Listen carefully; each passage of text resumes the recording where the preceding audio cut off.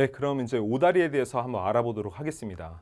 여러분들 아시다시피 이제 무릎 사이가 이렇게 벌어져 있는 거, 그래서 O자 모형으로 이렇게 나오는 거, 이걸 이제 오다리라고 알고 있을 거예요.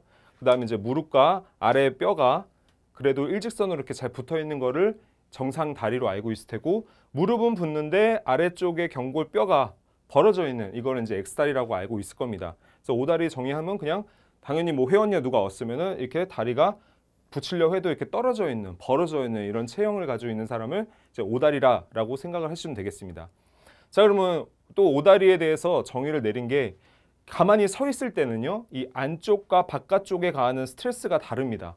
안쪽은 기본적으로 바깥쪽은 한 3 정도, 7대 3 정도로 무게중심을 잡으면서 있는 게 일반적이에요. 근데 걸을 때는 5대 5를 유지를 합니다. 그런데 오다리가 있는 분들은 기본적으로 이 안쪽에 가하는 스트레스가 커져요. 안쪽은 좁아져 있고 바깥쪽은 벌어져 있기 때문에 9대 1 정도의 비율로 커져 있다는 거죠.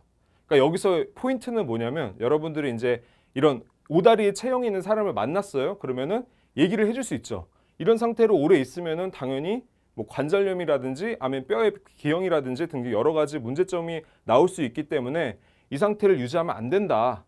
관절염 올 수 있다. 무릎 나중에 나이 들면 나빠진다. 여러분들은 충분히 거기서 이제 어필을 해줄 수가 있는 거죠. 당신은 지금 오다리이기 때문에 이걸 빨리 교정을 해야 되고 빨리 좋아진 쪽으로 가야 된다. 근육에 불균형이 있다. 이런 식으로 PR을 해가지고 여러분들이 뭐 티켓팅을 하든 아니면 그분은 이제 회원 관리를 시작을 하든지 이렇게 좀 진행하기에 굉장히 유효할 겁니다. 그래서 9대 1 요걸 잘 기억하셔서 오다리 있는 분들 만났다 그러면은 이렇게 설명해 주시면 좋겠죠. 자, 그 다음에 이제 원인에 대해서 보겠습니다. 기본적으로 뼈 자체의 변형에 의해서, 즉 기형에 의해서 오는 오다리가 있고요. 그 다음에 근육 불균형에 의해서 오는 오다리 두 가지가 있다라고 보시면 되겠습니다.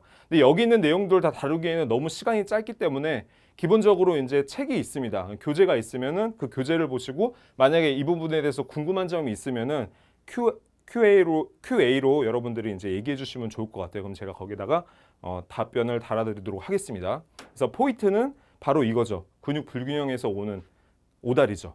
그래서 크게 여기도 이제 두 가지로 나눠져 있고요. 기본적으로 여러분들이 헬스장에서 이렇게 만나게 보면은, 회원분들 이렇게 만나게 되면은 이런 분류에 있는 분들이 꽤 많을 거예요. 그래서 여러분들은 여기만 좀 잘 배워 놓으면은 여러분들이 실질적으로 이제 이런 회원이 왔을 때 적용하기가 참 쉽겠죠.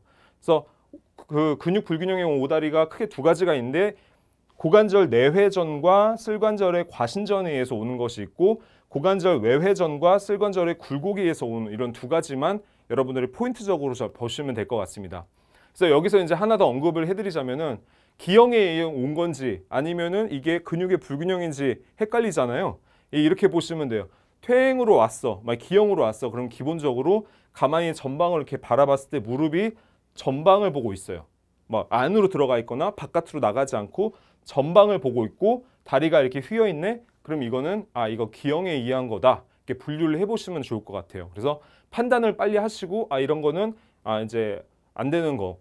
근데 이게 아니야. 정면을 보지 않고 이렇게 무릎의 방향이 틀어져 있고 휘어 있어. 그러면은 근육의 불균형, 이런 식으로 판단하는데, 그거에 대해서는 뒤에 더 자세히 설명해 드리도록 하겠습니다. 이제 고관절의 내회전과 슬관절의 과신전에 대해서 자세히 알아보도록 할게요.